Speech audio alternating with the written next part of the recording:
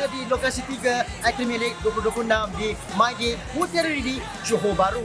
Dekat sini memang sengit ramai kerana banyak sekolah yang telah berdaftar untuk bertarung di antara satu sama lain untuk melayakkan diri ke peringkat akhir.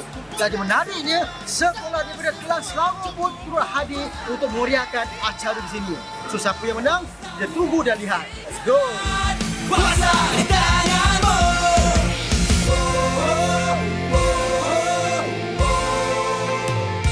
Assalamualaikum warahmatullahi wabarakatuh.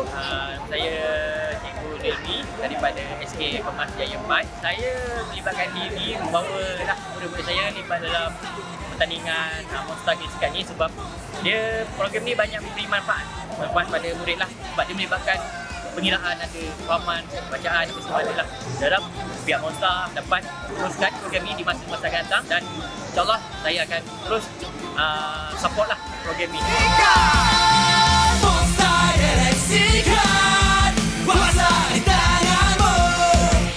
Nama saya Muhammad Syazri Zuan Bambang. Saya bersekolah di Sekolah Kebangsaan di Penmat. Saya bermain kad Monster Games ni kerana dia sangat menarik dan dia sangat mencabar minda. So target saya pada tahun ni menang tempat pertama lah dalam championship. Monster Galaxy Card, Monster Galaxy Card, kuasa di tanganmu. Bukan semua jadi juara, bukan semua. Saya Pedro dari CP. Anak saya dari sekolah Vietman.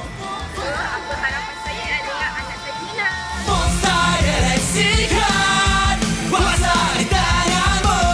Nampaknya SMK Sultan Yusof telah berjaya dinobatkan sebagai juara di Academy League 2026 Johor Bahru.